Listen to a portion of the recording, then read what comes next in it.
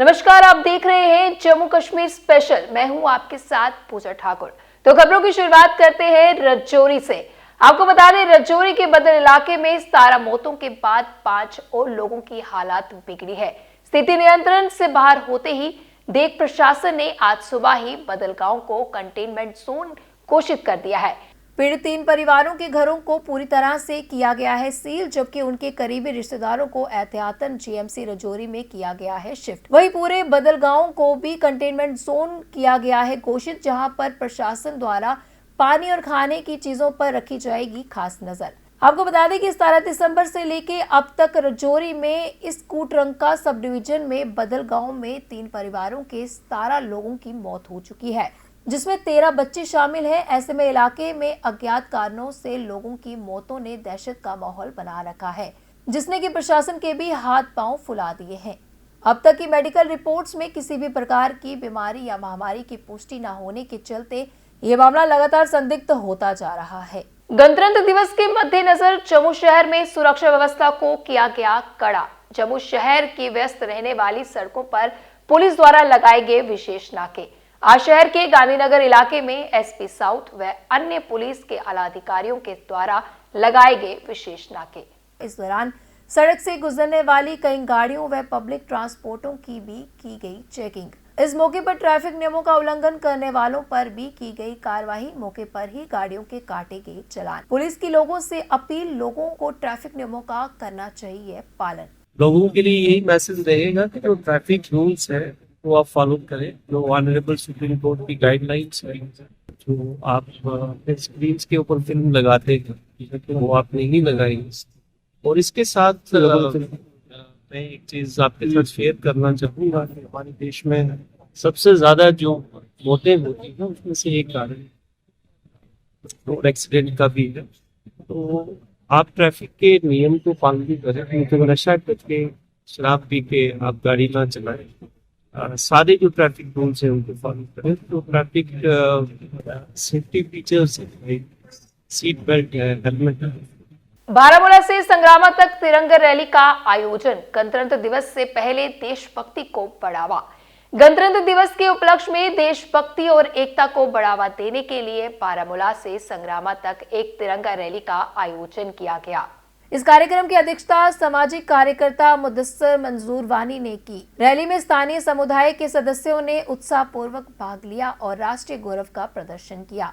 मुदस्सर मंजूर वानी ने जो क्षेत्र में सामुदायिक विकास और युवाओं के सशक्तिकरण के लिए जाने जाते हैं, ने इस तरह के कार्यक्रमों की आवश्यकता पर जोर दिया।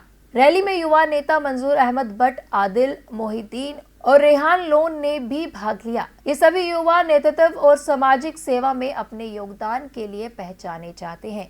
ऐसे आयोजन राष्ट्रीय एकता को मजबूत करने में महत्वपूर्ण भूमिका निभाते हैं। रैली ने क्षेत्र के लोगों के भीतर देश प्रेम और एकजुटता की भावना को प्रबल किया। हमने आज ये बारामूला से डीसी ऑफिस से लेके संग्रामा फ्लाईओवर तक, जो न्यूली कंस्ट्रक्टेड हमारा फ्लाईओवर है संग्रामा का, यहाँ पे हमने एक तिरंगा रैली की। बारामूला चौक से हम निकले तो यहाँ पे पहुँचा। यहाँ पे हमने अपने देश का तिरंगा ऊंचा किया। आज हमने होस्ट किया। हम सब मिलजुल के, हमारे सीनियर पॉलिटिशियंस जो है, और सबसे बड़ी बात हमारे सिविल सोसाइटी के जो बारामूला डिस्ट्रिक्ट के लोग हैं, उन्होंने इस प्रोग्राम में शिरकत की। ये कोई पॉलिटिकल प्रोग्राम नहीं था, ये सिविल सोसाइटी के लोगों का प्रोग्राम था। हम सीनियर पॉलिटिशियंस हैं, हमने भी इसमें शिरकत की। ये ऑर्गेनाइज मैंने किया है, मुदस्सिर मंजूर वानी और हमारे मंजूर भट्ट साहब है, उन्होंने ऑर्गेनाइज़ किया, और हमारे आदिल साहब क्रीरी के हैं, इन्होंने ऑर्गेनाइज़ किया। मिलजुल के हमने ये प्रोग्राम आज किया, हम इसमें कामयाब हो गए। मैं सारे हिंदुस्तान को अपनी ओर से, अपनी टीम की ओर से मुबारकबादी देना चाहता हूँ। और मैं ये कहना चाहता हूँ, पॉलिटिकल पार्टीज आती है जाती है, बनती रहती है, मगर हमारा देश रहना चाहिए, हमारा देश हमेशा रहना चाहिए। जय भारत। अयोध्या में रामलला की प्राण प्रतिष्ठा की पहली वर्षगांठ के अवसर पर जम्मू के विभिन्न क्षेत्रों में आयोजित किए गए लंगर। जम्मू शहर के विभिन्न चौक चौराहों पर सनातन धर्म को मानने वाले भक्तों द्वारा ये लंगर लगाए गए, जहां बड़ी संख्या में श्रद्धालुओं ने भोजन रूपी प्रसाद ग्रहण कर प्रभु श्री राम का आशीर्वाद प्राप्त किया। लंगर के आयोजकों का कहना था कि अयोध्या में प्रभु श्री राम लला की प्राण प्रतिष्ठा तो हो चुकी है, अब लोगों के मन में भी प्रभु श्री राम जी की प्रतिष्ठा होनी चाहिए ताकि समाज एक राम राज्य की तरह बन सके। ये एक ऐसा दिन है 22 जनवरी, जो पिछले साल ये हमारी जो मनोकामना थी, जो पिछले 500 साल पुरानी थी, जो हमारे साथ जो इतिहास बोल रहा है, तो वो हमारी मनोकामना जो पूरी हुई है। इसीलिए आज वॉलंटियरली जितने भी जो यहाँ देख रहे हैं ना, कि यहाँ कोई बड़ा आदमी नहीं है, कोई लीडर नहीं है, यहाँ जो दाढ़ी लगाती है, वो जो रेडी चलाती है, उन्हीं ने अब ये दिन मनाने की मुझे जोर किया, तो फिर मैं इनके साथ चला, तो हमने आज ये दिन मनाया। आप खुद देख रहे हैं, क्योंकि सब कह रहे हैं कि भगवान राम जी के जो आदर्श है, उन आदर्शों पर चलना चाहिए। हम एक ऐसे देश में रहते हैं जहाँ ये त्यौहार हर वक्त मनाया जाता है, तो आज का दिन भी ये समझो किसी दिवाली, किसी होली, किसी से कम नहीं है। इस अवसर पर बड़ी संख्या में लोगों ने भाग लिया और प्रभु श्री राम जी की पूजा अर्चना की। लंगर के आयोजकों ने कहा कि ये आयोजन प्रभु श्री राम जी की प्राण प्रतिष्ठा की पहली वर्षगांठ के अवसर पर किया गया है और आगे भी ऐसे आयोजनों का आयोजन किया जाएगा। प्रभु जी सारी प्रभु की लीला है, प्रभु का नाम लेने से लोग खुश हो रहे हैं और प्रभु का जो आज फर्स्ट एनिवर्सरी आई है प्रभु की, वो आज देखो 144 साल के बाद ये महाकुंभ के साथ प्रभु की ये सारी प्रभु की लीला है और सारे लोग बच्चे से लेके बूढ़े तक सभी प्रभु राम का नाम जप रहे हैं और अच्छा संदेश जा रहा है पूरे हिंदू धर्म में, सनातन धर्म में, कि प्रभु की लीला कितनी न्यारी है।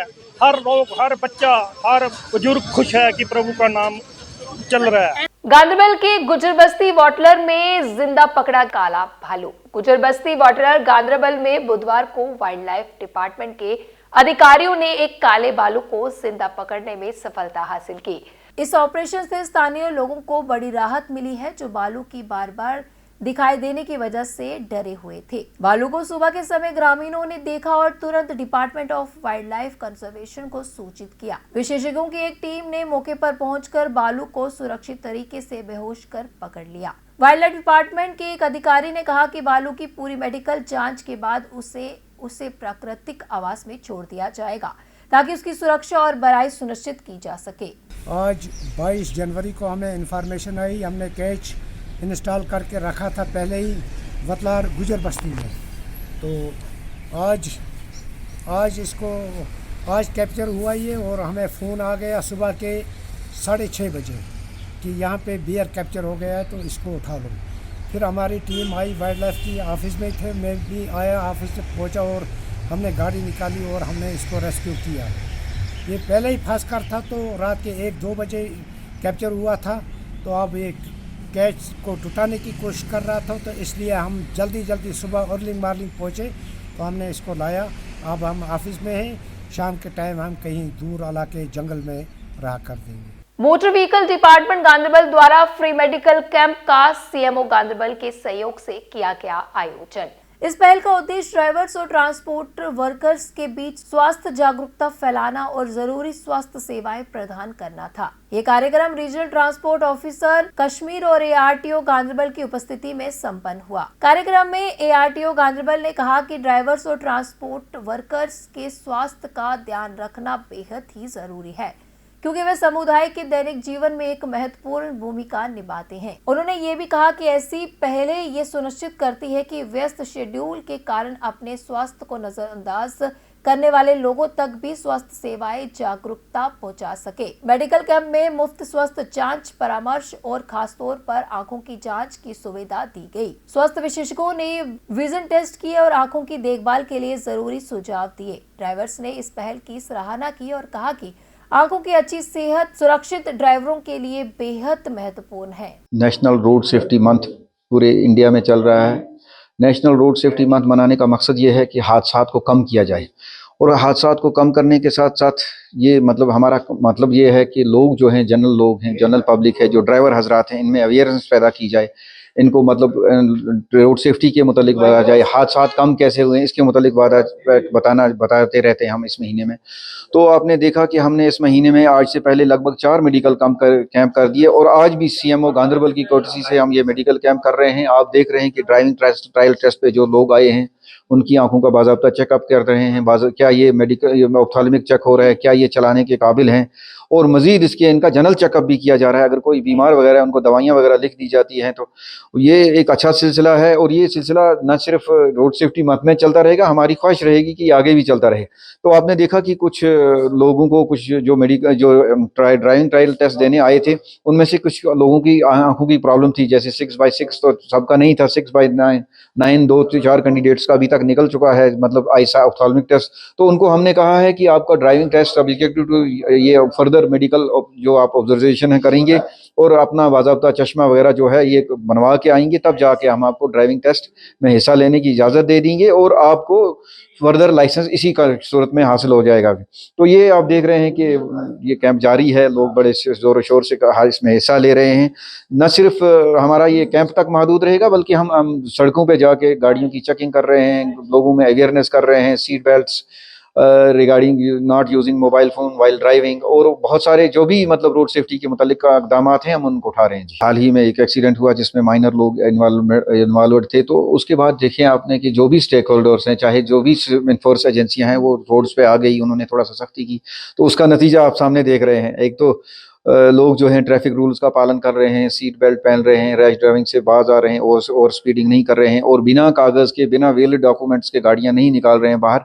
तो हमारी ये ख्वाहिश है कि ये जो इन्फोर्समेंट है ये चलती रहे और लोगों को इस तरफ माइल किया जाए कि वो ट्रैफिक रूल्स का पालन करें। और एक और चीज़ आपने मार्क की कि जब अक्सर लोग जो आज गाड़ियां चला रहे हैं वो सीट बेल्ट का इस्तेमाल कर रहे हैं, वो इसका क्या नाम है, हेलमेट्स का इस्तेमाल कर रहे हैं। This is a good sign. और मेरी भी आपके इस चैनल के थ्रू आपके इससे गुजारिश है कि ट्रैफिक रूल्स का पालन करिए।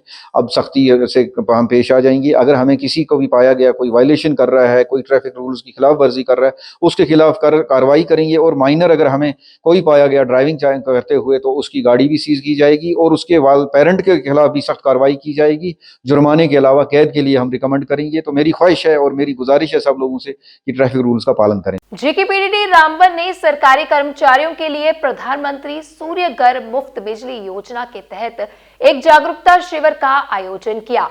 इस शिविर में सरकारी कर्मचारियों को इस योजना के लाभों के बारे में बताया गया और उन्हें इस योजना का लाभ उठाने के लिए प्रोत्साहित किया गया। जेकेपीडीडी रामबन के अधिकारियों ने बताया कि इस योजना का उद्देश्य गरीब और मध्य वर्ग के परिवारों को मुफ्त बिजली प्रदान करना है। उन्होंने बताया कि इस योजना के तहत सरकारी कर्मचारियों को भी लाभ पहुंचाया जाएगा। ये पीएम सूर्य घर मुफ्त बिजली योजना का एक अवेयरनेस कैंप हमने लगाया था डिस्ट्रिक्ट एडमिनिस्ट्रेशन कम्प्लेक्स के कॉन्फ्रेंस हॉल में।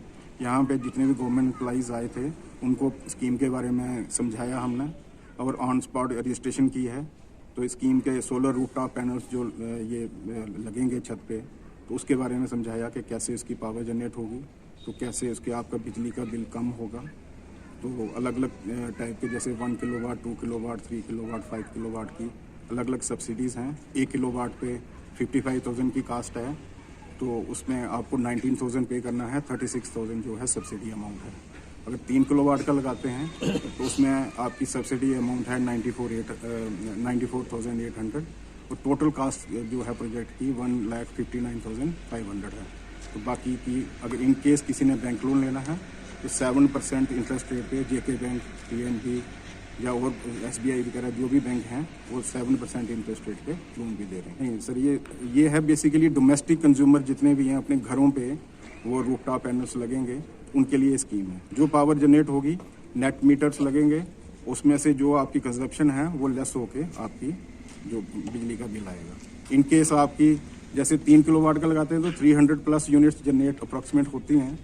तो अगर आपकी कंजप्शन भी उतनी है तो आपका जो नेट बिल है, बिजली का जो बिल है वो जीरो हो जाए। ई रिक्शा मालिकों ने ट्रांसपोर्ट कमिश्नर द्वारा तय की गई नई किराया दरों के खिलाफ विरोध प्रदर्शन किया है। इस प्रदर्शन में ई रिक्शा मालिकों ने अपनी मांगों को लेकर नारे लगाए और ट्रांसपोर्ट कमिश्नर के खिलाफ अपनी नाराजगी व्यक्त की। प्रदर्शनकारियों ने मांग की है कि ट्रांसपोर्ट कमिश्नर किराया दरों की समीक्षा करे और उनकी मांगों को माने।